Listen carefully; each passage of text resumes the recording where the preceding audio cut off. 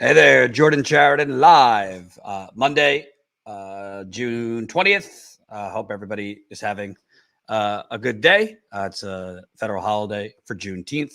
So, hope folks that are commemorating that are having a good day. I am joined by Tina Desiree Berg of Tina Desiree's, what are you, District 34 podcast still? Yeah, that's the California podcast. By the way, you're really dark. So I'm dark? Yeah. All the lights are on. I don't know, but your screen is dark. Colin, do you want to tell her what to do to brighten up her world? Or is it dark on my screen?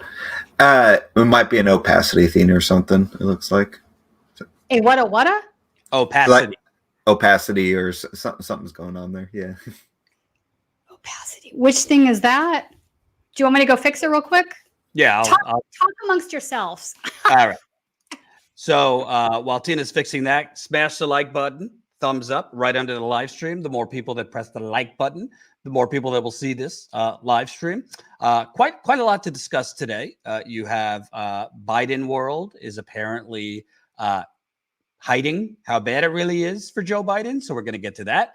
I don't normally like dissect other people's media appearances, but I tuned into Bill Maher's show. I don't watch Bill Maher anymore, but I tuned in because Krystal was on, and I wanted to see what an actual progressive on Bill Maher would do. And boy, not only did Bill Maher just wipe the floor, Krystal Ball wiped the floor with Bill Maher, but it was very, very illuminating, to show how little multimillionaire TV hosts, whether it be in news, political humor, how little they actually know and get paid so much money, millions of dollars like Bill Maher gets paid, to know virtually nothing and to misinform people and to direct people to certain narratives that are so disconnected from reality. So we're going to get into that. Trump and DeSantis race to the bottom for the 2024 Republican nomination. New developments there. We also have, I didn't put it in the headline because YouTube doesn't like this topic and tends to suppress journalists who cover this, but we also have an interview with Gabriel Shipton, who is the brother of Julian Assange, as well as Julian Assange's father. We covered a rally, a press conference on Friday, and interviewed some folks after the terrible news that the UK has officially rubber stamped Julian Assange's extradition to the United States. We expect that to happen. Assange is going to appeal it, but to be honest, I don't feel hopeful that the appeal would work. So I think we now need to get basically in the headspace that he's going to be extradited here. I very much doubt he would get a fair trial. Regardless, we'll have to cover it either way once he is extradited to the United States. But that's not happening yet because there is an appeal. So with that said, and Tina's still getting her lighting fixed, so we'll have her on in just a minute. Again, one more time, smash that like button. Super chats are welcome. Also, Colin, before we get to the first topic, I did on Twitter a little call out earlier. We are starting a new little series called Status Screwed. Status Screwed. Boy, I love that logo. And that nail, that screw going through the S is also for the $. So if you have a story right now about inflation, economically hurting you, if you have a story about having to ration certain things, having to literally discard certain needs, basically having to choose between X need or that need because of high gas prices, food prices, electricity, rent, you name it. If you, whatever the story is, are being screwed by the United Corporations of America, by inflation, hit us up. info@statuscoup.com, info@statuscoup.com. My DMs on Twitter are open too. I want to start interviewing the folks as part of Status Screwed. So bring them in. This is very similar to the economic Hunger Games, basically a similar thing, just renaming it. So send us your stories, info@statuscoup.com, or DM me on Twitter. All right, you're still dark, but people I'm have. still dark. It looks perfectly the same on my computer. I don't know what's going on. Maybe it's It's okay. We could hear you, and you're not buffering. So that's important. Now, Tina, Joe Biden, people wanted the return to normalcy, yada, yada, yada. People wanted things a little less crazy, but people also wanted him to follow through on the whole, build back better, not just return to the status quo. I mean, nobody with a brain really believed that. But there's a story out there. This is in Puck News, which I encourage people to get because they have a lot of dish on donors and stuff you won't see in other outlets. But I want to read some of this, Tina. Earlier this month, Adam Schiff, the Democratic congressman and January 6th commission supporting actor, offered some candid criticism of his big boss, Joe Biden. Schiff was attending a DCCC fundraiser in Charleston, hosted by Donna and Randy Friedman and Ned Brown, during another leg of his nationwide tour that Punchbowl described as an attempt to raise his profile in advance of a potential Democratic caucus leadership bid should Pelosi step down. Oh, that's all we need. Speaker Schiff. At that fundraiser, according to an attendee paraphrasing his remarks, Schiff articulated that as awful as Donald Trump was, Biden wouldn't be wrong to emulate his capacity for self-promotion. Quote, I wish he would do that. Maybe he's just genetically predisposed not to, one attendee told me. Again, paraphrasing Schiff. Quote, and he's got a lot to brag about, but he won't do it. Schiff doubled down on the remark, explaining that he's given a number of people at the White House this advice, including intrepid Chief of Staff Ron Klain. He explained that he wished that Biden would be offering proclamations about his administration's achievements every day. The paradox of the barely 18-month Biden administration is simple. It has accomplished a great deal, passing a COVID relief bill, a massive infrastructure package, and possibly some form of gun control while returning the presidency to a sense of normal. So let's start there and keep those super chats coming. Keep those super chats coming. It might be a brightness thing on your computer, Tina. Oh, I don't know. I'm not tech oriented, as you know. Right, it's fine if people just have to grin. But is it that bad? Because I did a screen test and it looks perfectly normal when I play back the recording I did. Colin, any suggestions? Nothing I can think of on the fly. Okay, that's fine. So, Tina, first of all, does Adam Schiff and these sycophants around Biden not understand that the coronavirus relief bill was shitty? Was all temporary? Was all like little Band-Aids for a gaping gunshot wound that was already there before coronavirus?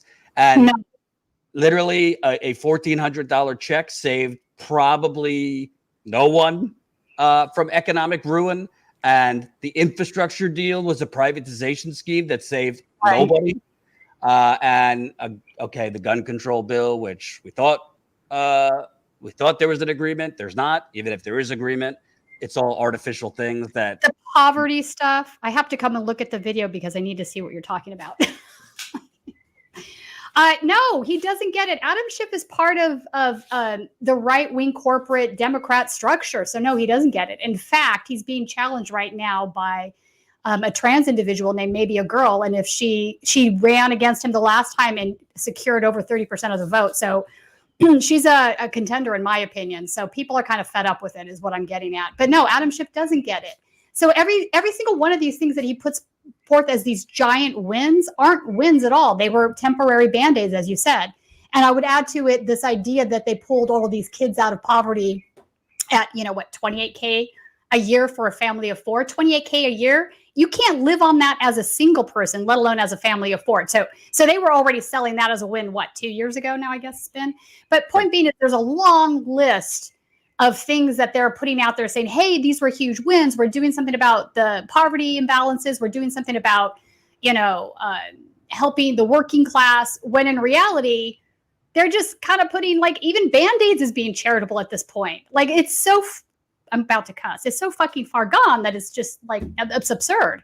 Right. It's absurd that they don't see it. And I think unless they do something about it, they're looking at massive losses. And it's not that the Republicans are any better. They're not. They are also in bed with the same corporate donors. They're certainly not even going to do the Band-Aids. In fact, they're going to keep picking away at the scabs underneath the Band-Aids. So they're worse. Right. But I don't think that matters. You have a disenfranchised voter population out there that just doesn't care. They're nihilistic. They're angry enough at the Democratic Party that they're like, I don't even feel like I should have to go out and vote for them. So it's a recipe for disaster. And we got almost 400 watching, so smash that like button. We need really dark.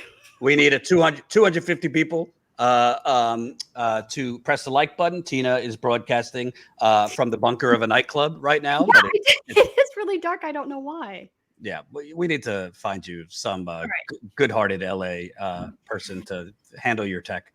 But there's more to this piece, which I found interesting. Biden's assessment may be true, but the political reality has also changed considerably since the election.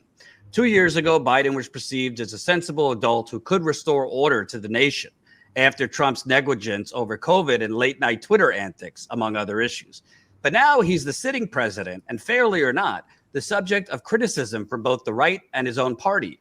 Nevertheless, Biden's daily regime actually shields him from much of the criticism espoused by the online chattering class. Sure, the White House is designed to keep the principal in a state of hermitage. Never even heard that word. But Biden also has a routine that has kept him secluded from the negative energy that cable and Twitter can vomit out. He has a preference, according to people familiar with the situation, towards retiring early to watch sports rather than binging cable news. He wakes up early to read the newspapers and exercise. I'm sure that's why he's retiring early. His inner circle, sensitive to his temper and his desire to preserve his energy, has been reluctant to pierce that bubble. While Trump often prioritized cable news, late night chats with right-wing talking heads, and Twitter over the tedious business of governing, that regime at least kept him attuned to the political winds he was facing. Biden's insularity was recently showcased, according to two people familiar with the situation, when he was confronted with the "Let's Go Brandon" taunt during the infamous NORAD Christmas Eve call. Biden didn't get the reference, which had become an internet sensation. A family member had to fill him in after the call. Even if Biden could care less about what the press or Twitter has to say about his performance, his team of elite professional political operatives is excruciatingly sensitive to the optics. In particular, they want to avoid any perception of personnel shakeups, even if they are the natural reality of these high-stress jobs. So there's a couple things, Tina. Number one, I haven't jumped onto Biden has X. I'm not a doctor. But when I hear that he goes to bed early, quote, to watch sports, I don't know if I buy that. And I don't even criticize him. He's 79. Most 79-year-olds don't go to bed at, 2 a.m. Most older people are tired and they go to bed early. But secondly, when they have to preserve his energy, this kind of explains why he's done so few press interviews. He just did his first press interview with the AP in a long time. He hasn't done many press interviews. And why he refuses to use the bully pulpit of the presidency to go after Manchin, to go after Sinema. I just said last week, he can do something about gas prices. He can publicly threaten the oil companies that we're going to pull your subsidies. JFK did it with the steel company. Hell, maybe he should just pull the subsidies. Right. And the last thing is, I don't really care that they shield him from Twitter and things like that, but it seems to me they just shield him from reality, how bad it is. I agree. And give him kind of either spin or just don't let him know how bad things are, which you kind of do need to know how bad things are in the digital age. What are your takeaways from there? Because to me, I think he's very arrogant. We saw that in the Democratic primary. I think he was very condescending towards his friend Bernie and dismissed a lot of things Bernie said. But I also think it seems to be his people want him to think that things could be turned around or things aren't necessarily that bad. It's called hubris.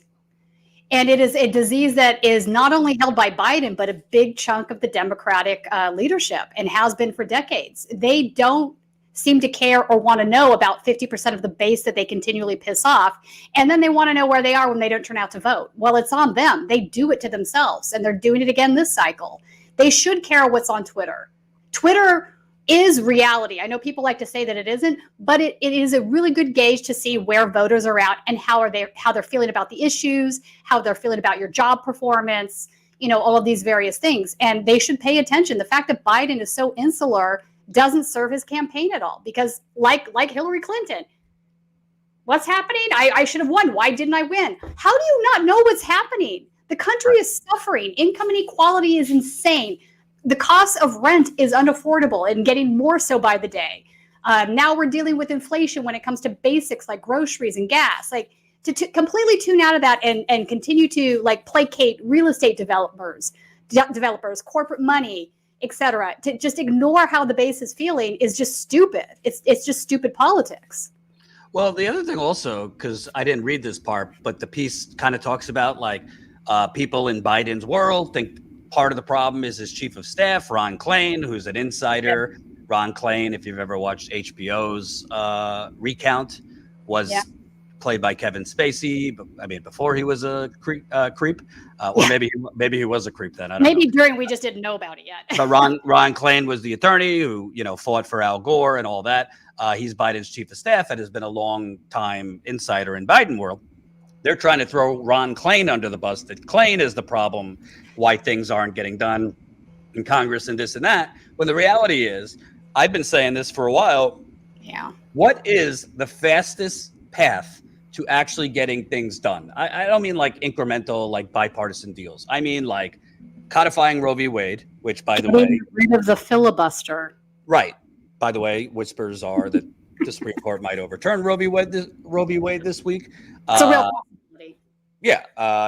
Codifying Roe v. Wade, real gun control, passing a $15 minimum wage, which by the time they pass it, it will be the equivalent of $7.25. We should be gunning for $25, $30 at this point. I agree. To me, it isn't his chief of staff.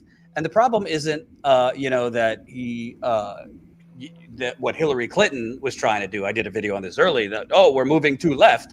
The problem is when you had an opportunity to make some of these things permanent, and when you had an opportunity, it's like what Obama did. You wasted so much time trying to compromise with batshit Tea Party Republicans instead of muscling the people in your own party who were blocking you from even doing a public option rather than Obamacare.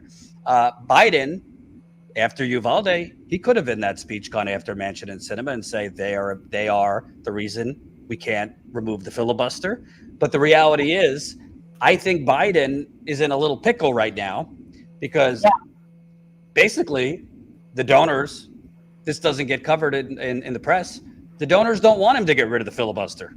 The donors don't want him to structurally change that much. They like the filibuster. It keeps the status quo in place. So he can't really do anything because his donors won't really let him. And he won't go after Biden or Manchin because the donors to fuck off. Well, he's not going to do that if he told the donors nothing will fundamentally change. Fair.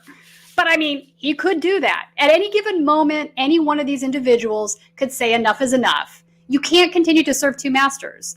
Master A is your donor class. Master B is your working class constituency. They have different aims. They have different needs. And you cannot satisfy both of these at the same time. It's time that they learn that. Right. And the thing you keep seeing in the press, I want to add this before we move on to Krystal Ball's bitch slapping of Bill Maher. The thing you keep seeing in the press is the same thing. Well, there's only so much we can do, or we can't really do anything, or this and that. Republicans don't worry about that. Republicans don't worry about whether they're legally allowed to do something. They don't particularly worry about whether it's sets bad precedent. They just do it, and they live in the now, and that activates their base, and it's one cycle. Democrats, they worry about, well, I don't know if I have the power to do that, or the constitutional authority, or, well, you didn't worry about the constitutional authority when it came to the AUMF, the authorization for military force, which just lets us be in endless war in contrast to the Constitution. They don't seem to worry that much about the Constitution when they're dropping bombs on American citizens or drones, excuse me. I could go down the list. I think at this point, the writing is on the wall. And Republicans are going to take back the House. It might be by 30 to 40 seats, possibly more than that. I think the Republicans might take back the Senate.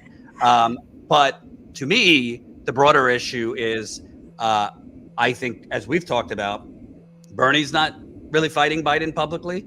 The squad is kind of going along with this, political anemia. And I don't really see, because the left has an opportunity right now. They could have been calling Biden out publicly. Bernie could have been saying, hey, you said you were the guy who could get things done. The media said you could get things done. You're not getting things done. Bernie, at a speech the other day in front of Starbucks and Amazon workers, he said we should have a windfall tax on these oil companies. He could be demanding Biden do that right now. So it's all around one big rot between Biden, his people shielding him, and frankly, the elected progressives not saying anything. I think they're working from a place of fear, and it's unfortunate. The squad and Bernie. Yeah, at least with Bernie, I think he's genuinely afraid that what comes next after Trump is worse than Trump, and Trump was bad enough. And they're afraid to take any shots at Biden because that might further that on. I'm not saying I agree with that mentality, but I do think it is a mentality that some of these individuals have. Right. Which doesn't make a lot of sense either, because if Bernie, and I know people in Bernie's world who have told me similar, that he was afraid of being Ralph Nadered. That's why he went so hard for Hillary when he dropped out. He was afraid of anyone saying, he helped Trump get reelected. But what you're doing now is not averting a Republican political bloodbath at all. It's coming anyway, yeah. So if your goal is you don't want to be blamed or you don't want to be grouped in as helping the Republicans win, well, you are helping the Republicans win by emboldening fascism by not challenging your own party. I agree. Yeah. All right, moving on. And smash that like button. We got almost 500 viewers, which is awesome. Smash the like button. Keep those super chats coming. We'll read them. Krystal Ball was on Bill Maher. Yeah. I haven't watched Bill Maher in a long time, willingly. I haven't either. I'm not a fan.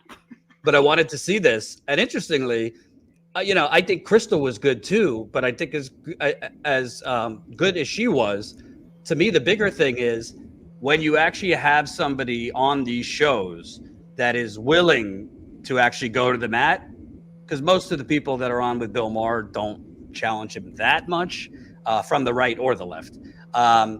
It really exposes how little these multi-million-dollar anchors really know. Yeah. And that goes across the board, because people would be surprised when I traveled covering the presidential campaigns and I would talk to these corporate journalists.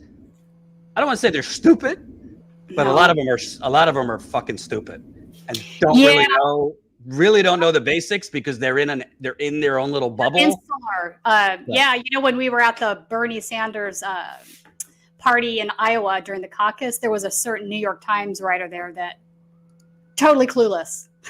Yeah, absolutely. Now let's get to that cluelessness. Colin, let's play Krystal and Bill Maher. We won't play the whole thing, but let's start it and we'll kind of cut in and out.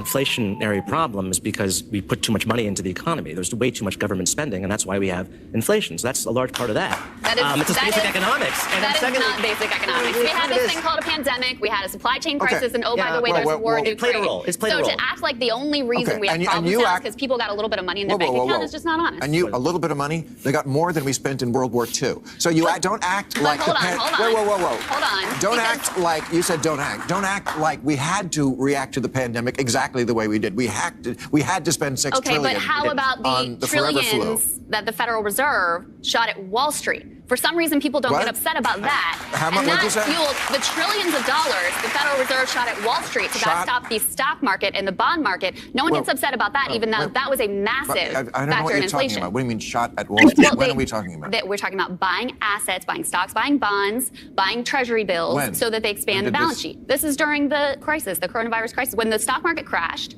that is what the Fed did. They went into action. They shot trillions of dollars. But the stock market didn't crash during COVID. Now it's crashing. It It's crashing now. Stop for a second.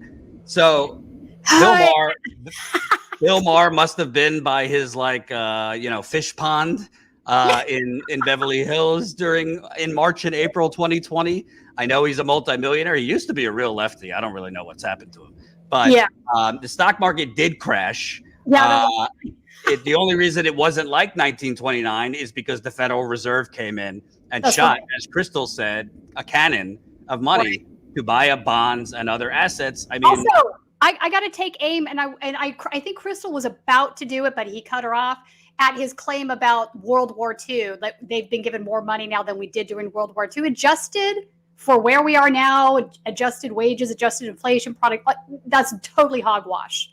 Oh, complete bullshit. They got a $1,400 check, unemployment, which, by the way, a lot of people couldn't even get the unemployment. A lot of people didn't get the $1,400 check.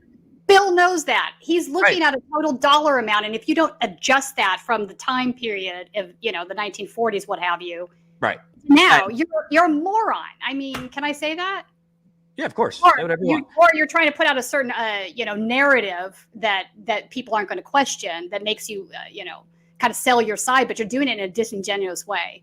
Right. But also, I mean, the coronavirus relief bill, as I showed on the road last year, because I did a reporting trip during the pandemic, millions of people were being evicted despite the federal moratorium. I was showing all over the country, people were being evicted. So Bill Maher maybe read some headlines, but he kind of must have been so high that he just totally missed this day. Colin, this one, the coronavirus crash of 2020 and the investing lesson that it caught.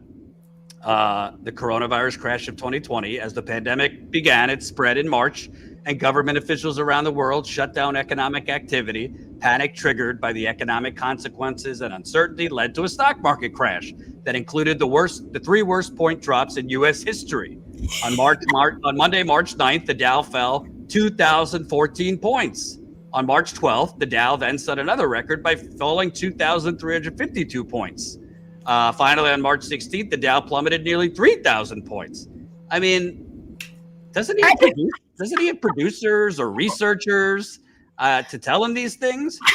When Krystal points out the Fed shot money, Fed to pump in more than $1 trillion in dramatic ramping up of market intervention amid coronavirus. And by the way, that money wasn't going to give relief to waitresses or bartenders or a lot of other people that were laid off and now are part of Biden's booming economy because they got their shitty non-living wage jobs back. So this is what I'm saying, not taking anything away from Krystal. She did a great job. No, she did a great job. Good for her. I'm glad she got in his face. I've always joked to my wife, I actually make less money by doing research and going to talk to people around the country and like doing interviews with real people. I'll always make less money because you fail upward in this industry. And you've seen it. You've seen it. Like you fail upward by how little you know, by taking efforts to not know things. It's intentional. Yes. Bill Maher's not a moron. Like he knows these things, but he comes from such a privileged position. I mean, coronavirus, other than it being a pain in the ass, maybe him not being able to do his road shows as much, it didn't affect him at all economically. So he comes from such a privileged position that the problem, and he has this dipshit on to give right-wing talking points. Yeah, who was the other dipshit? The author, an author of some history on gay something. I don't know the name. God. Secret City. I don't know what it is. He's sort of putting these things out during the interview as axioms of economics, and every single one of those statements that he makes can absolutely be challenged by different theories. I mean, for him to say that's right, but it's just amazing because Bill Maher, people like him, and it's same thing on MSNBC, CNN. They kind of glide by under the premise that they're not like Harvard scholars, but they're up on current events, they're up on the news, whatever. They have an edge. But Krystal was just reciting shit, just like bonds, markets. It's like, what are you talking about? When was this crash? Yeah. And he thought he was getting her. Like, when was this? What are you talking about? So it's just illuminating. People need to realize it's not just part of why we named this Status Coup, if you're new to this, was because we need a coup d'etat of the corporate status quo. But the corporate status quo, it's not just intentional propaganda they put out. It is built in. It's an incentive in corporate media. The View too. The View. Yeah. Oh God, The View's the worst. I mean, Whoopi Goldberg, Joy Behar. There is an incentive not to do your homework, not to have to know complex things like the bond markets, not to have to know much about the stock market, not to actually have to even research, much less give a shit about the donors funding these politicians. Right. So I think Krystal kind of exposed that Bill Maher is not only full of shit and kind of a right winger now, but he doesn't know a lot about the things he's talking about. Let's continue. And the Fed came in and backstopped it. That's what happened. What, it crashed and we never heard about it? No, it crashed. Go back and look at it. I think it fell off a cliff. When? The Treasury bond market stopped functioning, and the Fed took extraordinary action it's never taken in history. I don't Somehow remember no one that. gets upset. The first week of Somehow nobody gets upset about the rich people who got tons of money and tons of support, way more than working class people did. Sure, but oh my God, people were able to feed their kids and they had a little bit of money in their bank accounts. It was the worst thing in the world. No. That is one small part of the inflation story, and it is, by the way, not the only thing that we can deal with to get out of this mess. Well, gas prices. Biden Is it a small part, Jamie? Gas prices we can largely attribute to an administration that's been waging war on the fossil fuel industry. That's ridiculous. And They now drilled demand, more than everybody. I mean, that's the talking US, point. That's U.S. not production. No. Okay, U.S. production is up. Well, it will be at record levels next year. Okay, well, the fossil fuel companies themselves are flush with cash. You got to be kidding me. As somebody as froze his little Jewish tushy off in Standing Rock for 7 months. I was in minus 15 degree weather. Okay, I could tell you we have been fed a lie. When I say we, I want to be clear. Native Americans have been sacrificed. Black and brown people have been sacrificed. Because that's where these pipelines are going through predominantly. Yeah, to a lesser degree, some poorer white areas. The pipelines, the uranium mining, you name it, are all going through the most oppressed and poor and marginalized people in this country.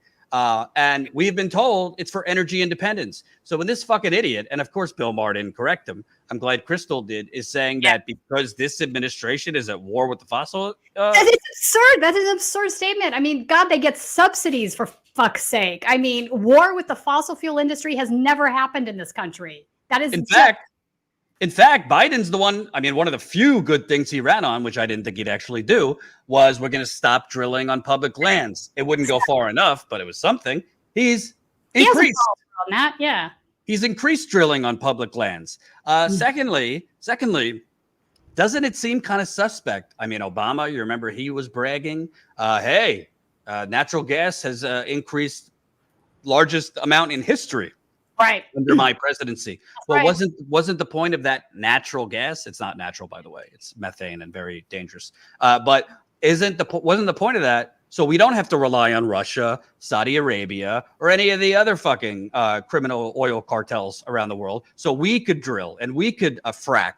No, because the truth is, all of this was being exported. All of this, Dakota Access Pipeline, Keystone, if it was built, they say, oh, we are where we are because Keystone was blocked. Keystone would have been fucking sent elsewhere. It's absurd.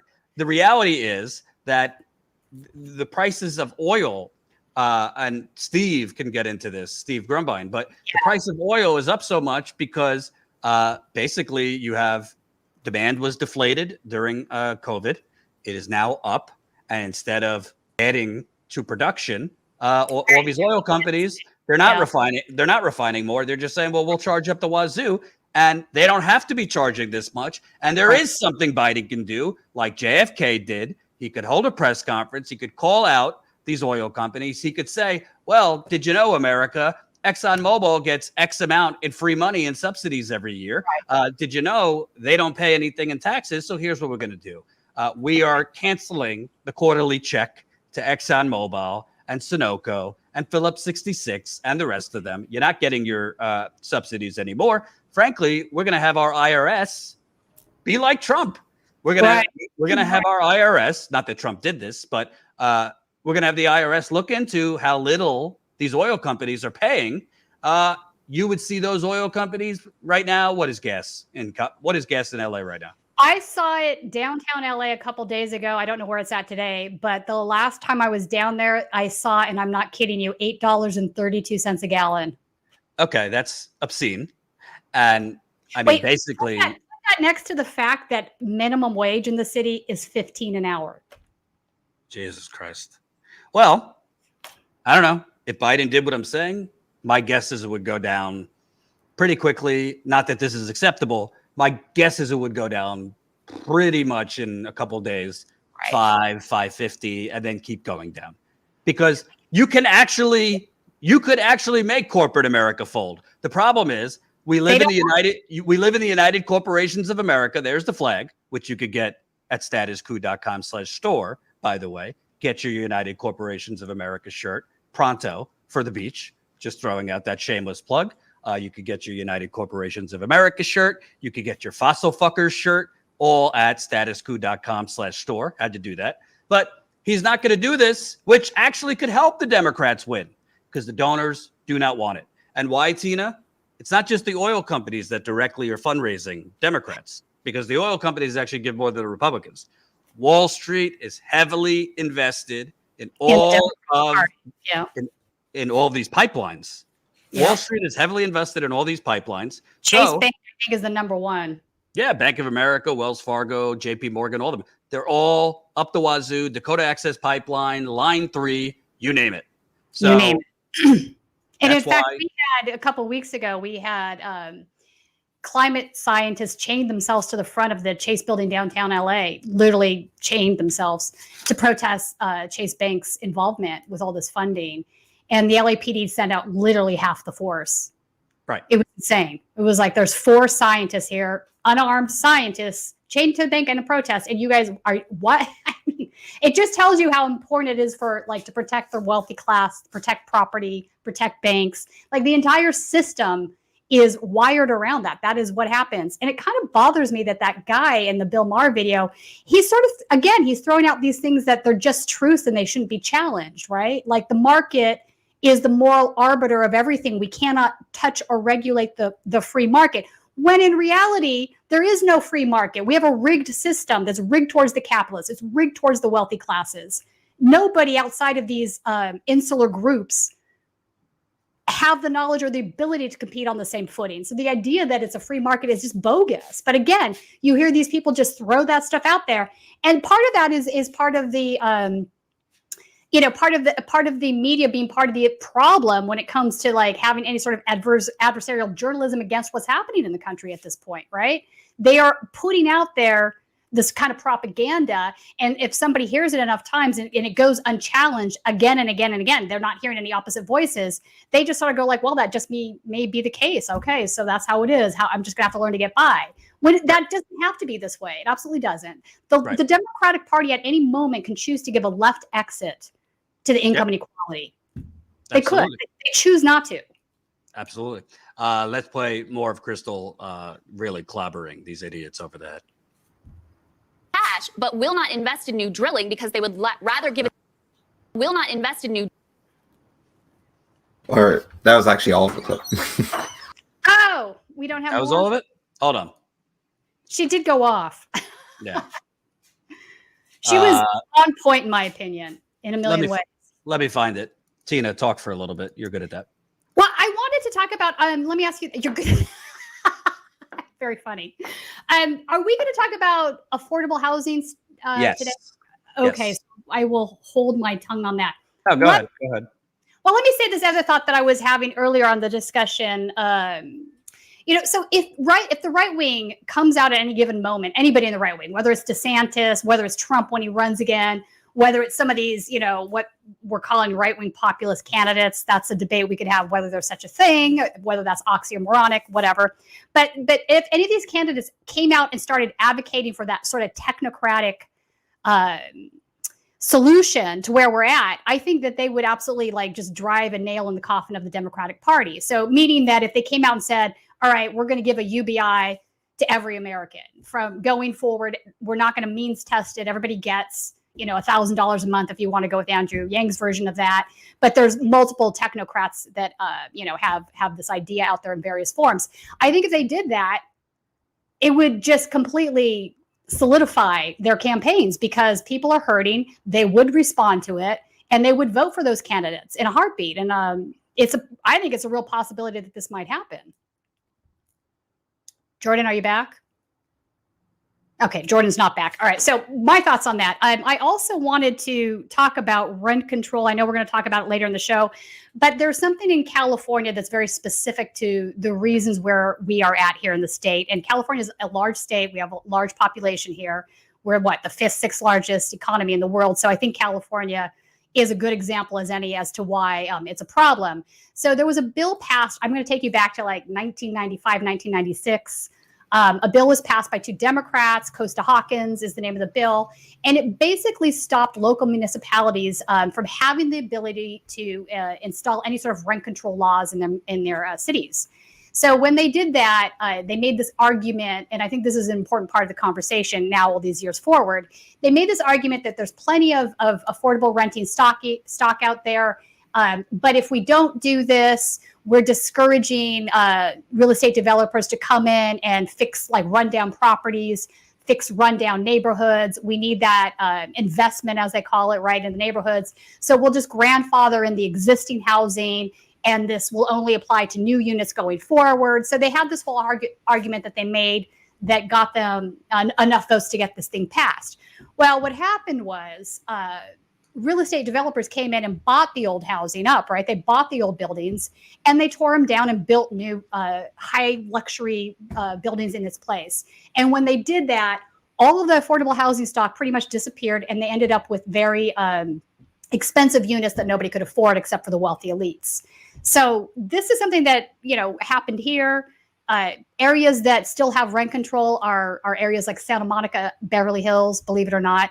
And that's because they have building municipal codes that don't allow them to come in there and do the same things that they've done in downtown LA, East LA, and some of the other areas of the city.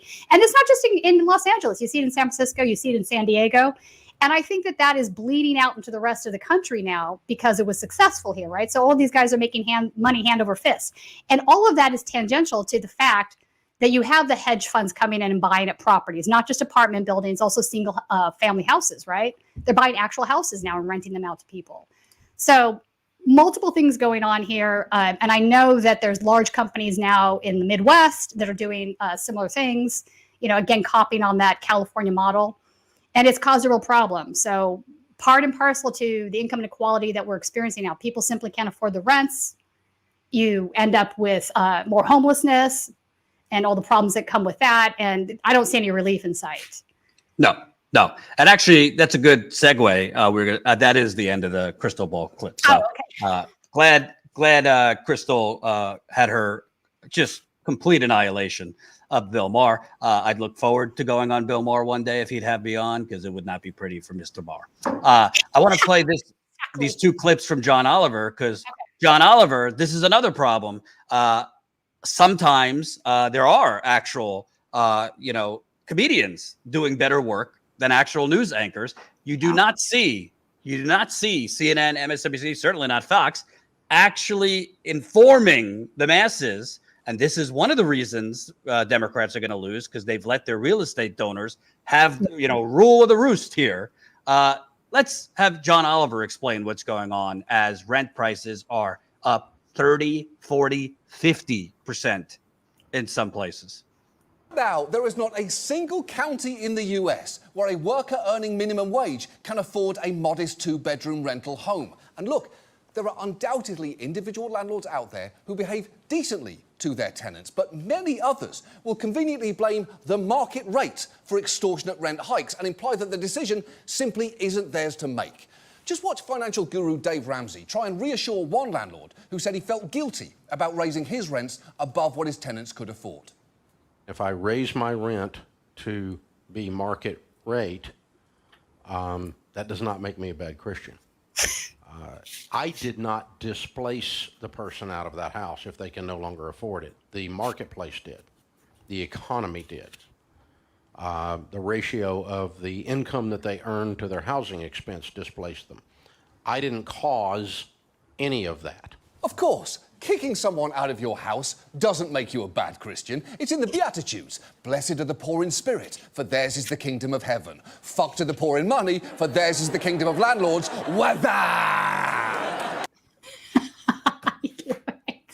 That's so great. Was there another clip, Colin, or was that the only one?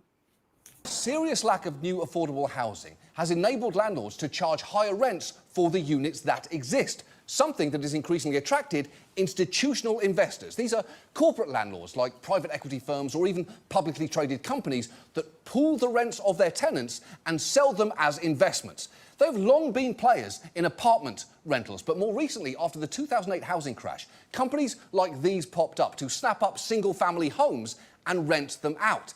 And because institutional investors are always trying to maximize returns, they'll take any opportunity to push rents higher. Take Monarch, which has been called Middle America's fastest growing landlord. Here is their owner last year salivating at the prospect of rent hikes.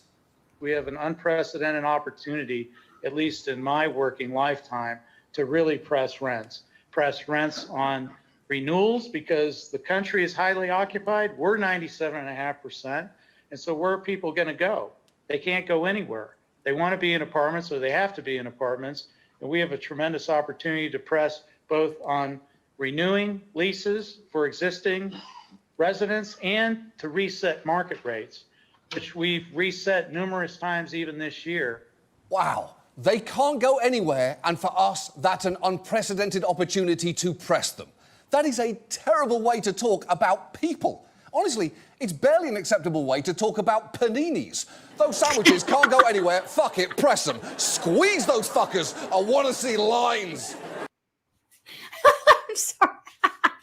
Oh, that's really funny. And by the way, all these media folks and all these Republicans and Democrats too are very focused on inflation when it's in your face, right? Gas, food, electricity, et cetera, et cetera. There's been kind of a 20 to 30 year inflation. It's called economic terrorism, i.e. gentrification.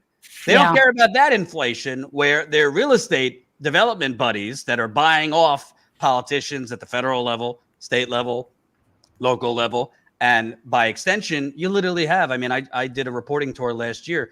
Even I was shocked. You have real estate developers who are literally city councilmen in Philadelphia and other cities. Yeah, here too. Caruso is a prime example. One of the mayoral candidates that made it through the runoff. He is a real estate developer. That is what he does. He's worth $1 billion or more, and he's part and parcel to the problem. And now he's trying to repaint his image as something other than what it is because he's running as mayor. He was a Republican until 3 months ago, or I guess 6 months ago now, January. But this is like part and parcel to the problem, right? These guys are all in positions of power. So the grift and the graft is real. Absolutely. And what's amazing, it's not completely on Biden because this has been going on for a long time. Oh, yeah. You don't think that's one of the main drivers of people not voting? Why would they vote? Their rent is going up 30, 40%. You're not doing it. You're not even talking about it. No matter which party is in control, it's happening. Right. Like, you're not even talking about it. People are, I've spoken with people that are right now are literally choosing between taking their kids out of daycare and like bringing their kids to work or getting kicked out of their apartment. Like extreme scenarios. Just saying, hey, I'll just forego the medication because I can't afford the deductible this year, because my rent went up $700. I spoke with senior citizens as part of our Economic Hunger Games series who their rent went up $800. $800. And there's supposed to be laws against this. Apparently they're not. Wow. That's like a whole Social Security check for some folks. That's insane. Yeah. And Biden's not doing it. Not that the Republicans would. I don't want people to get it twisted that this is an endorsement of the Republican Party. But if you're going to run saying, let's get rid of this fascist, build back better, and we're going to improve things, and then you basically just give the keys to the kingdom to real estate, Wall Street, nothing on climate, well, you get what you deserve. And by the way, I'm planning on doing another reporting trip. We're currently working out the details where Colin and I are going to go through a couple states. I don't know. We'll come up with a catchy name, but an inflation tour, similar to what we did during the pandemic. Talk to people. How are they even surviving paying $90 to $100 to fill up their gas tank? How are they surviving if their rent's going up $400, $500? At the same time. How are they paying for childcare? we really want to get out there and put a face to this because it's not just the acute inflation we're talking about. This shit was happening before coronavirus. It's only gotten worse during coronavirus. So definitely, if you're unfamiliar, we do a lot of on-the-ground reporting. Please support us, statuscoup.com/join. And by the way, Tina, I don't know if you saw this. We now are going to do a new series. So for those of you watching, start sending your stories in called Status Screwed. Status Screwed. So make sure if you are being screwed by this booming economy, quote unquote booming economy, whether it's economically, housing, childcare, gas, food, whatever it is, we want to know your story. We'll interview you. I'll interview you. So email us info@statuscoup.com, info@statuscoup.com. I want to interview real people, viewers on how is this affecting you? We're not really seeing much of that on CNN. We're seeing a lot about saving democracy, not a whole lot about people actually fucked in this so-called democracy. So many problems. So many problems. Tina, I want to get to Trump versus DeSantis. And I think that this is, and by the way, we have an interview coming up with Julian Assange's brother and father that we did on Friday. But, obviously the media has been focused on the January 6th hearings. We talked about it last week. I think it is important. I don't think it should be covered 24/7. But I kind of think if a president is trying to basically steal an election, overturn the results of an election, egg on people to do so, it should be covered. But I agree. It's important. This kind of race to the bottom between Trump and DeSantis is very, very interesting. First, DeSantis draws huge cash haul from Trump donors. Though many donors are focused on November, when the governor is up for re-election, DeSantis fundraising signals he's ready for 2024 as Ron DeSantis gears up for our likely 2024 White House bid, with or without Trump in the race. The Florida governor is winning over some of Trump's biggest donors. DeSantis has attracted the attention of some of the nation's wealthiest Republican donors, including many who were key financiers of Trump's re-election bid or backers of high-profile Republican candidates and causes, according to Politico's analysis of campaign finance. DeSantis-aligned political action committee, Friends of Ron DeSantis, has received $3.4 million this election cycle from 10 donors who collectively spent $24 million on Trump's re-election bid. Most of the high-dollar donors had never given contributions in state-level Florida elections, while those who have previously provided funds have significantly increased their spending for DeSantis during the midterms. Though many donors are focused on November when the governor is up for re-election, his fundraising signals he's both a viable 2024 candidate who may not need the former president's backing, and one who is sapping some financial support from Trump. I think Ron's fundraising speaks for itself, said Francis Rooney, a former construction company owner, longtime Republican donor, and former Florida congressman who was open to impeaching Trump in 2019. It is possible Trump's percentage of the Republicans keeps going down, and I think it's possible people will start looking elsewhere. DeSantis has already raised more than $100 million, a record-setting pace for a Florida election, and you better believe a lot of that money is going to go to a presidential bid. And it's coming from the states, some of it. So yes, for sure. So then, obviously, Trump's reacting to this very well. Trump working overtime to burn DeSantis down ahead of a potential 2024 face-off. Donald Trump is working overtime to stop Ron DeSantis from potentially challenging him for the Republican nomination. According to a new report, an extensive profile of DeSantis published Monday in The New Yorker includes new comments from Trump on the Florida governor, as well as the claim from a consultant for Republicans that Trump has been reaching out to confidants about stopping DeSantis. Speaking to a reporter, Trump took credit for DeSantis becoming governor of Florida, saying he would not have won without his endorsement. The former president also teased a 2024 decision once again, saying he's very close to making a decision on whether to run. According to an unnamed political consultant who has worked for multiple Republican candidates, however, Trump has been quietly having talks about ways to burn his fellow Republican down. Quote, Trump world is working overtime to find ways to burn DeSantis down. They really hate him, the consultant said. The source, who knows both Trump and DeSantis, added that many are lining up to be involved in a DeSantis presidential campaign, though the governor has not officially said he's running. Everyone's trying to get a piece of him, the consultant said, further explaining a run is likely because DeSantis has been told he's Trump's successor for years. Yeah, it's true. Oh, boy. So, yeah, I have a lot to say. What do you think? Because I actually don't. I really think he's hedging. I think these people are hedging their bets. Yeah, that's true. I don't really think DeSantis has the entertainment factor that a lot of Republicans get hooked at by Trump, the show of it all. Right. In this New Yorker profile, Colin, do you have the parts that I sent to you for the New Yorker profile? Hold on. Let me find them. Well, he's definitely looking into. I mean, DeSantis even came to California to do a fundraiser a few months back. Right.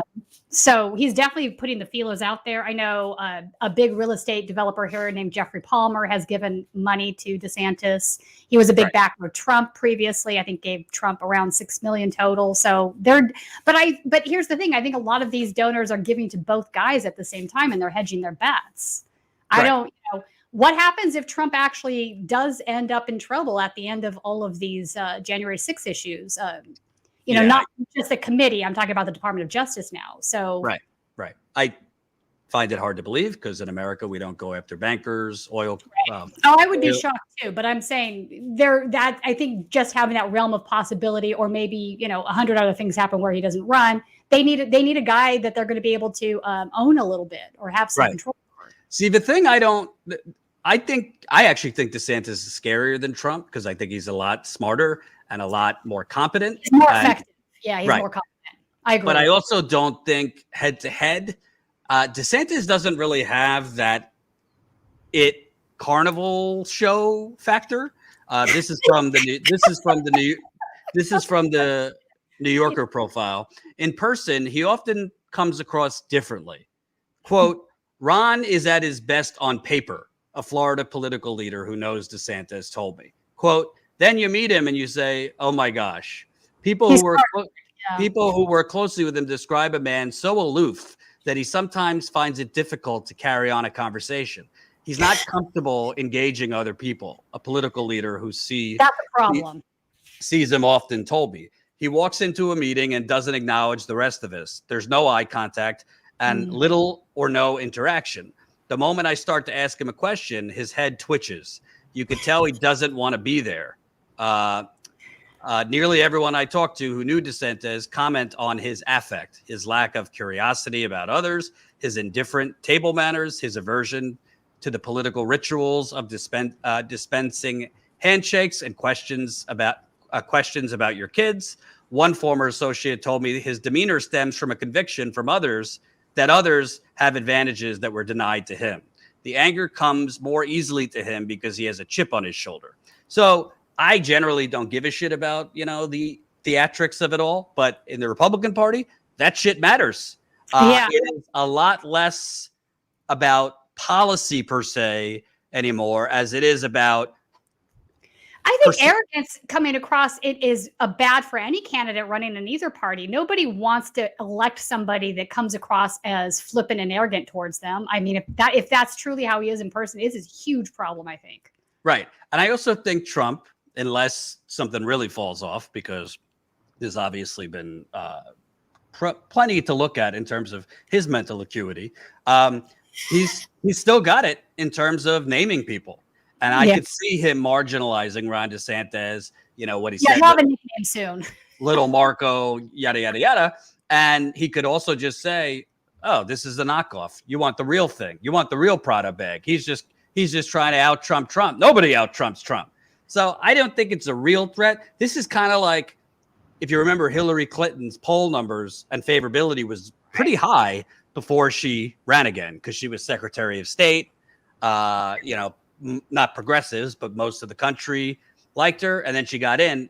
Yeah. And it tanked. I could see that happening with Ron DeSantis. I agree. Same sort of hubris and arrogance. Right. And also the untold story here. Not that Trump should get credit for this, but part of why I found it important to go down to Florida, for those that didn't see it because YouTube didn't show it, I went down there and covered the Don't Say Gay bill. Yes, it is to try and prevent LGBTQ teachers and students from even discussing if they had a picnic with their family over the weekend, if they have two daddies or two mommies, or a teacher has a same-sex spouse.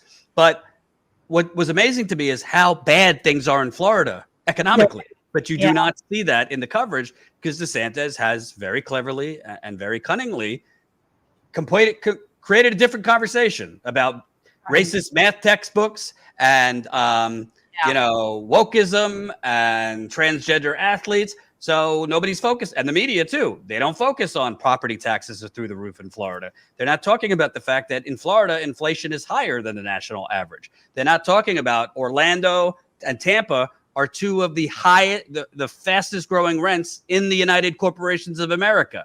They're not talking about the fact that, housing is skyrocketing with the rent. They're not talking about these economic things because the Democratic Party is pathetic nationally and in Florida and corrupt. They're not offering a populist alternative. The opponent to DeSantis, the primary hasn't been held, is either going to be the old governor, Charlie Crist, who's about, as exciting as a milkshake, and, or Nikki Fried, who's kind of like just, your dime a dozen resistance liberal. So the reason I'm talking about Trump DeSantis is at this point, I think either of them would beat Biden if Biden runs again. But I actually think if we thought we were kind of at bottom with the Republicans, I didn't mention that Eric Greitens, who had to step down as governor of Missouri because of what was it? Something inappropriate sexually? I forget.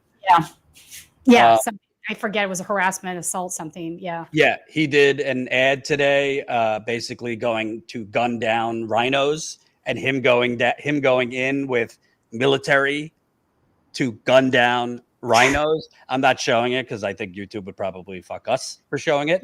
But this ad was literally him calling people to arms against rhinos. I actually think in the war between DeSantis and Trump, if you think it's bad now with the culture wars and targeting transgender, targeting gay people, targeting wokeism, i.e. black people, it could get a lot worse. I think it will. I think Trump basically thinks that, I think Trump knows he lost, by the way, which he did. But I think that Trump basically thinks 2020 was like a fluke or something like that. And if he would have just given another $2,000 check, he would have won. Reports came out that he was critical of Mitch McConnell because McConnell kind of blocked giving another check.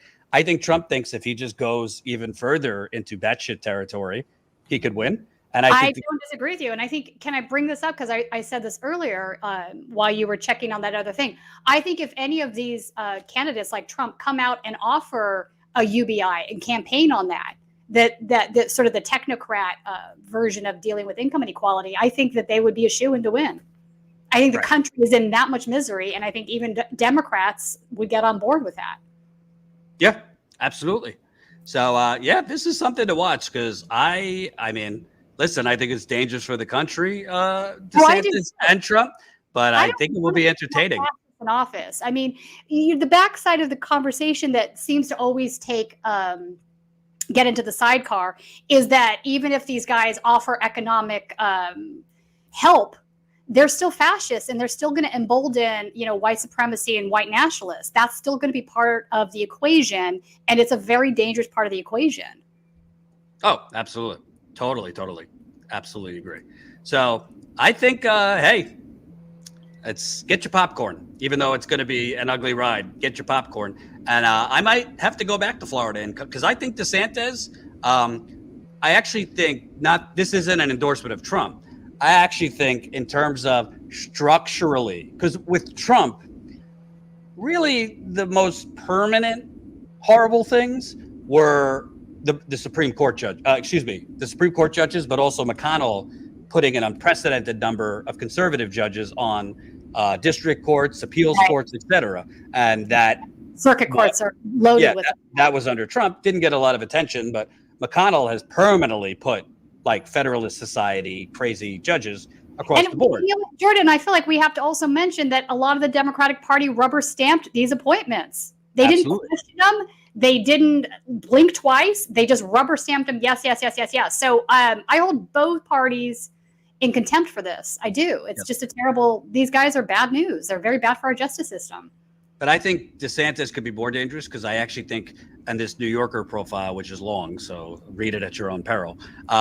He knows policy and he knows how to actually get policy through.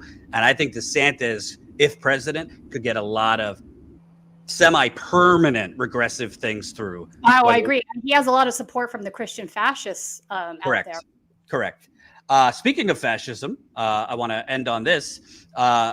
Julian Assange, the final step in the UK to extradite him happened last week.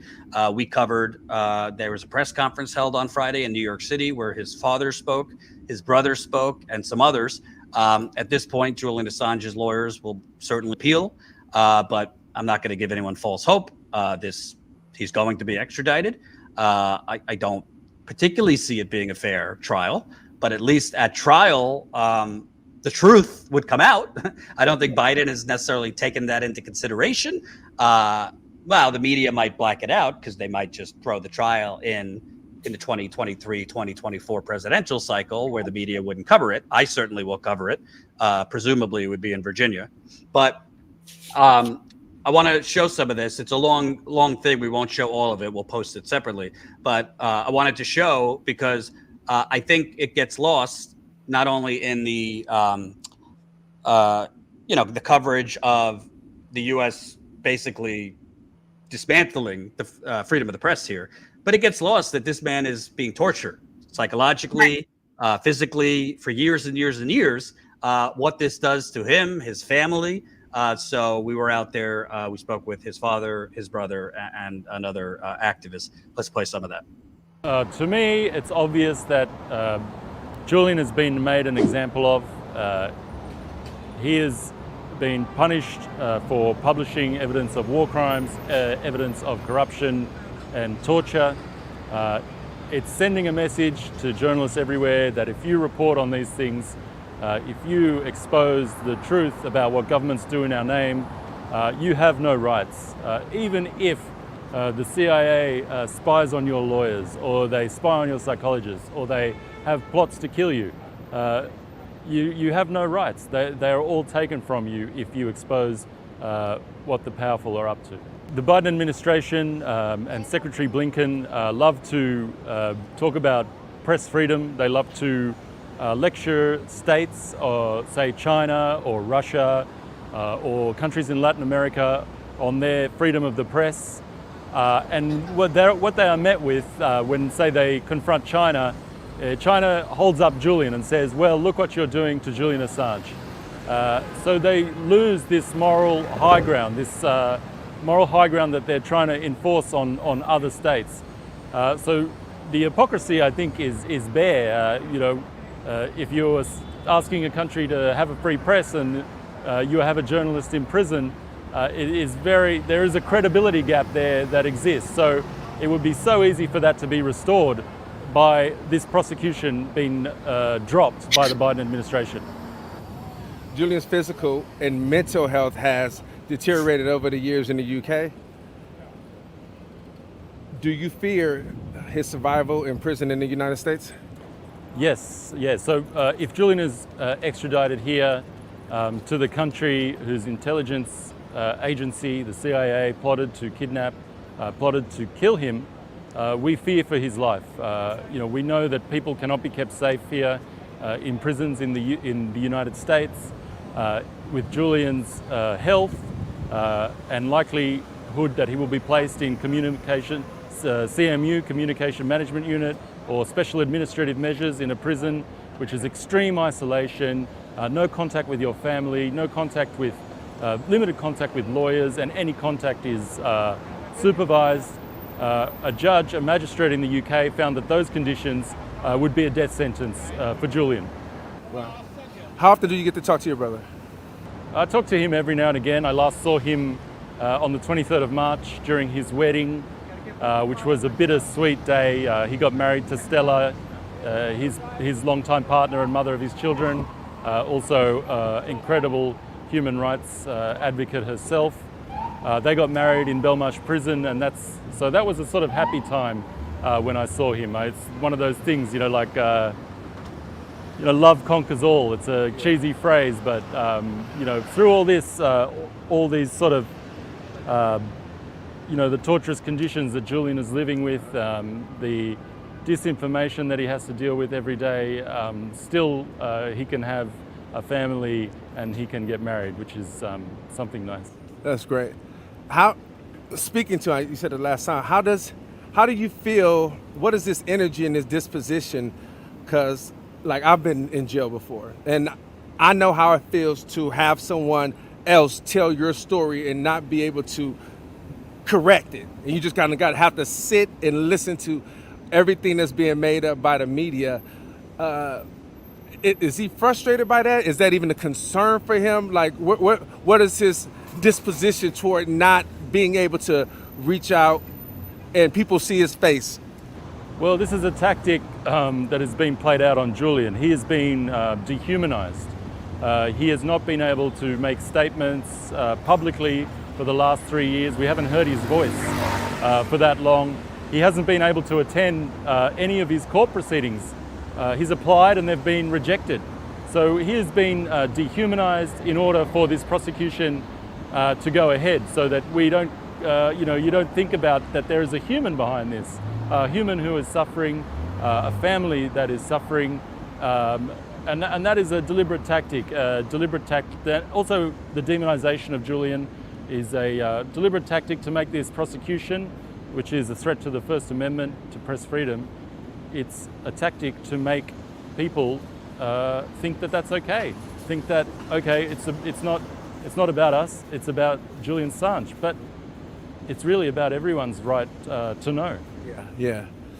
As a brother, how do you feel knowing, and again, we are similar in that fact, because I have two brothers right now that's been in jail since 1997 for a murder that they didn't commit, and they're still trying to get out. Hopefully, it may be happening by this summer, but they've been in jail since 1997. And I know for me, it's frustrating because I can't see them like I want to. I feel like I don't know them anymore because it's been so long. As a brother, how do you feel about your brother being locked up? And do you feel helpless? Hopeless? Do you wish that you could do more outside of everything you're doing? Like as your brother being somewhere that you can't help and can't grab, like what does that make you? What does that make you feel like? I always wish we could do more. I really have faith that people around the world really see what's at stake in this case, and that keeps us going as Julian's family. Julian, on the other hand, his predicament is, I'm standing here with you. He's in a prison cell in England. So, it's at that times that I think about his situation and how, I'm okay. He's in a prison. So that's the worst part, and that's why we're working to get him out. I just want to know, as a father right now, when was the last time were you able to speak to your son? Well, we speak regularly as the jail will allow. That's about all. Yeah. And how is he doing? Well, not the best, as you would know. 13 years now, it's banged up. Yeah. Well, I just take each day as it comes and work the best I can on the day. So generally, I don't reflect upon things in that way. If one did, it gets a bit depressing. So I just take each day as it comes, and I say hello to Tommy Bayliss, and then move on to the next thing. I appreciate you. One more question. How do you feel about the hypocrisy of America trying to have this face of justice and equality, knowing that they're allowing something like this to happen? Think about January 6th and what they're talking about who we are as a country, what we're supposed to be, but then they're allowing Julian Assange to come here, and even though they've heard rumors about the CIA having plots to have him assassinated. Like, how does that make you feel about this country in general, specifically? You know, it's shocking to think that the country that gave the world, enshrined in its constitution, a free press in the First Amendment, has ruined that magnificent artifact by launching espionage charges against a publisher and journalist. It's really shocking and distressing, and it'll do no good for the United States. It'll do no good for the government of the United States. It'll bring disgrace, or has brought disgrace, to the Department of Justice, and it brought disgrace to those who administer this persecution. It'll bring no good to anybody. It's an ill wind. My name is Shahid Comrade. That was Julian's father. We're going to repost that. There was also an interview with an activist there. I was in physical therapy for my torn ACL at the time, so Ty pitched in for me and did great work there. Great job. What do you think, Tina? I think it was good that obviously we know the case and we know the lies and we know the threats on his freedom and threats on freedom of the press. I think it was good to kind of humanize it a little bit. Yeah. And kind of just get more insight into the emotional side. Yeah, I like how Ty brought up his brother and how he's going through a similar thing. I mean, people don't talk about those aspects of incarceration, and they're very much real and damaging. Right. Absolutely. And honestly, I think his father at the end, that was very powerful, because he kind of talks about the things that the rest of the world actually know America for, in terms of journalism and, you know, good things. But now you have this. And I got to say, unless the media completely coordinates, which is very possible, and they just have a Bernie-like blackout of this case, because I do think he's going to be physically extradited and there will be a trial. Yeah, I do too. Unless the media has a complete blackout of the trial, which I don't think that will happen. I think it'll be similar to some of the cases we've seen recently, where they're allowing video in the court, and there'll be a pool producer, and any of the networks can pick it up, even if they don't stream it like they're doing it with the J6 committee at primetime. I think they will stream it on their YouTube channels and what have you. Right, but my point is, a lot of things would come out that are embarrassing to the U.S. 100%. Embarrassing to the war machine. Yeah. I don't necessarily think it's kind of like WikiLeaks, you know, Right. when the Hillary Clinton emails came out, the media tended to focus on kind of the more popcorn worthy ones, you know, friction in the Clinton campaign, Neera Tanden calling people names. They didn't really focus.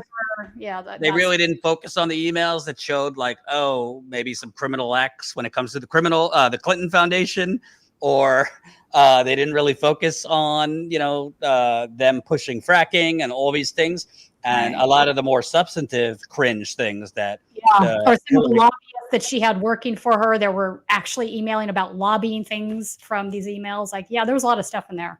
Right. So to me, I don't particularly think that, well, if they try to do a blackout, we'll fix that, because Status Coup will certainly cover it.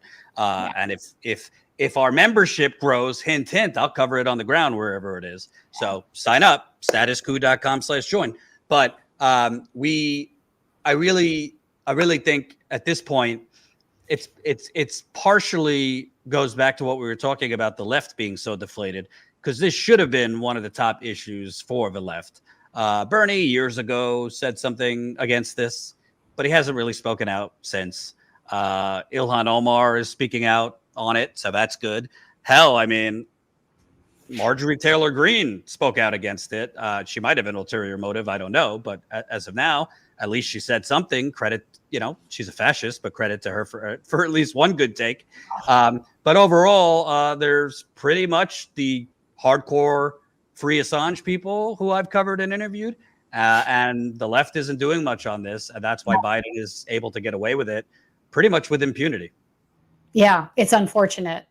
Part and parcel to that is because he exposed so many embarrassing secrets about the state, and the state covered both parties. So neither have been supportive of that because they don't want their dirty secrets out there, and he's gone after both sides.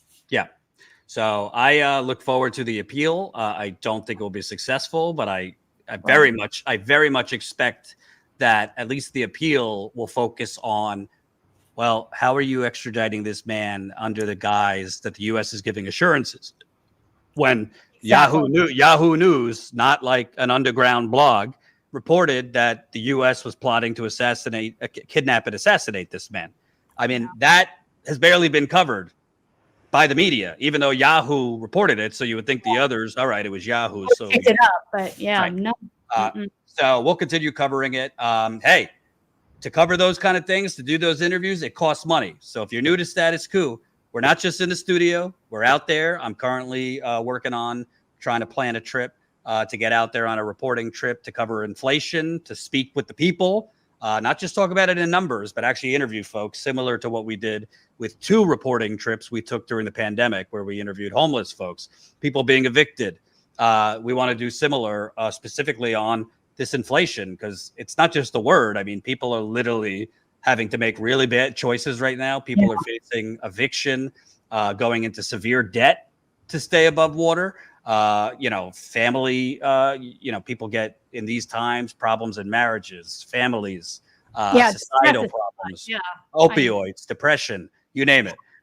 So we want to take that. So we want to take that reporting tour. It's their people will, they'll steal, they'll do whatever they need to do. So if you have a story, it goes both ways. We are looking for people that I can interview remotely. That's part of Status Screwed. So email us info@statuscoup.com. But I'm also going to be looking for people that I could interview in person during this reporting trip, probably kind of on the Northeast. I have a torn ACL, so I'm not looking to drive to New Mexico. But, Northeast. I thought you were driving all the way to California. No. I don't think my wife would be happy with that. But she was going to come along. But definitely send us your stories to info@statuscoup.com or just DM me. My DMs are open on Twitter. I'm at Jordan Sheridan. Before we read the super chats, Tina, you are a woman. I'd rather hear from a woman on this. It does seem from the whispers there's going to be a decision either this week or next week to overturn Roe v. Wade, unless something crazy happens, unless some media report said Chief Justice Roberts might be trying to flip one of these 5 to a compromised position, which wouldn't be completely overturning Roe v. Wade, but still allow a lot of these states to have extremely regressive, oppressive laws. I mean, to me, I think things could get violent at some point. I definitely think you listen. The only time I've seen the liberals actually wild out in the streets was when this happened a couple of weeks ago. We had, as you know, the feds, got out there at this protest, and those were not, the super lefties out there. These were the liberals that are, fighting from, many members of the Women's March.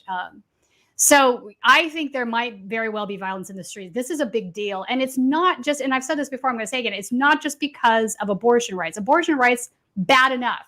But if you look at the Alito opinion, it's really a roadmap to go after so many other precedents that are based on the same arguments that Roe v. Wade is, right? Invasion of privacy. So it's dangerous for that reason. I think people are aware of that. They're not clueless. And I also think a lot of people are kind of fed up with this idea that we're now having this, this idea of minority rule even more ingrained in the country than it has been, because now we're talking about SCOTUS now. And quite frankly, the last 3 appointments aren't qualified to be there. They're very politicized. 2 of them I would call Christian fascists. I don't think that's a stretch. And I think it's really problematic. And I think the anger towards that is really real, and it's not going to be pretty if they actually go through with this. You never know. I mean, a lot of people thought it was a done deal with Obamacare. that they were going to overturn Obamacare, which and they didn't. Ninth hour, Obama, yeah. 12th hour, Obama, whatever they say, yeah. Obamacare is, I would be a lot more okay. I mean, yeah. So part of that is the insurance company. I mean, not to digress into another 20-minute conversation, but the insurance company got a lot of their wants in that bill, and that's part of the problem. Absolutely, totally. So we'll see, but I think it's. I don't have sources on the Supreme Court, but it could be this week. The media reports indicated this week or next week. So if it is this week, I would expect it in the next day or two. If it is this week, so if it is this week, have your riot gear on standby. Yeah, might have to have you back on with the lights on to react if that happens. Let's read some super chats. John Ramsey, $10. Thank you, John. Mad Ocelit God, $10. Good news. Some types of algae are more efficient at absorbing CO2 than trees. Can be used as a nutritious meat substitute or fertilizer, and can be cultivated in a cola bottle. Pretty cool. That is pretty cool. That is on that. I didn't know about that. I'm interested too. info@statuscoup.com. Double K 1999. Thank you so much, as always. Double K. Ambery Grigo, fight the power. Thank you, Status Coup, for setting the journalistic bar back where it should be. Ooh, that's a good slogan. I might steal that. That is good. Thank you. Thank you for your super chat. Tony Dowis, $5. Hey guys, Tina, you are looking lovely despite the lighting. Yeah, thank you. Venetia David, $1.99. Thank you from across the pond. Humorous, $50. Holy cow. We need to have news like this and other YouTube channels like this. We need to support these people. They go out of their way to tell us people about those people. Oh, I like that. The corporate media is nothing but following the puppet strings of whoever holds them. This is true. Indeed. Humorous, $100. Holy cow. How did I miss that one? I know YouTube takes a hell of a lot. Yes, they do, 30%. And I think we should all protest that shit too. There's many things that 200 million people could get done in this country. We just allow these people to tell us what to do. It's time for us to start telling them what we want done. Yes, I agree. Thank you. I agree. Thank you for the super chats. Humorous, $5. Thanks for the info. From now on, I'll just put $95 super chats. Wow. Please do. By the way, if you really want to support, Colin, we have a PayPal, right? I sound like a boomer. You could just Venmo. Yeah, you could do a monthly donation to our PayPal if you want to support that way, or Patreon. We have as high as $50 levels, but there's the PayPal link. You can set it to a monthly donation, Humorous, if you want. Hey, on the ground reporting, investigative reporting is expensive, and we don't have any money from banks, fossil fuckers, big pharma, big real estate, Silicon Valley, big pharma, the military industrial complex. Our funding comes from you. And it's very important because we want to get back on the road. We kind of I'm not going to lie to you. We're reliant on reporting on the road. When we're not on the road, we don't tend to get those spikes in member signups. But I tore my ACL and you can't be on the road constantly. I'm in physical therapy now, so I'm hoping that I could get back on the road in the next 3 to 4 weeks. But sign up, statuscoup.com/join. We do a monthly members call with our members. So that's always fun. We do it through Zoom. We have a Discord channel with our members. We do behind the scenes videos for our members. So we try to give you perks too. And what are you doing? It's beach weather in a lot of parts of the country. Tina, I know you're in LA. It is hot. Yeah. Get your swag. The United Corporations of America shirt, ready to be purchased in the statuscoup.com/store. We have the Fossil Fuckers shirt. That's always a fave. Although my father didn't like it when I was wearing it. My father did not like it. He doesn't like sewer. He says you want to use sewer language. You need to go in the gutter. You like sewer language? Go in the gutter. We have other stuff also right under the live stream. You could just scroll under the description. We got coffee mugs, t-shirts, tees, iPhone covers, the whole gamut. So get your swag, and it's a good way for us to earn extra revenue. Tina, what should people know? Where should they find you? What are you working on? All that. So in fact, I'm glad you're asking me that, because the last episode on my podcast this week is about the 2 antitrust bills that are going through Congress right now. People need to pay attention to this. Antitrust bills. They're looking to break up big tech, has bipartisan support. I had Ron Placone on to talk about this. So you can find that at District 34 for the podcast. And then my Twitter's just my name. You can follow me there. Keep up with me there. And I do have my San Diego piece is finally coming out this week on Daily Dot. That has been months in the making. It's I think it's really important reporting, because what's happening down there with the DA is absolutely absurd overreach. She's trying to, turn Antifa into an organized gang and the whole 9 yards of conspiracy charges for what amounts to protest crimes. Like one of the things listed on the indictment has to do with an altercation that happened with a Trump supporter that was absolutely walking around with a 6-inch bladed knife out. She does not mention this at all, by the way, in the indictment. It's just about this guy being attacked by Antifa. So I mean, really absurd overreach here, in my opinion. So that's coming out this week. I've been working on that months now. So that's about it. Awesome. Great. Thank you for joining. We'll be back at it tomorrow, 5 o'clock Eastern time. And I am working on 2 investigative pieces too. So I will have hopefully an update. Flint one, right? Yeah, another Flint one. So, and something else that I think people will be interested in. So thank you for watching. Definitely sign up if you can. StatusCoup.com/join. We'll see you tomorrow.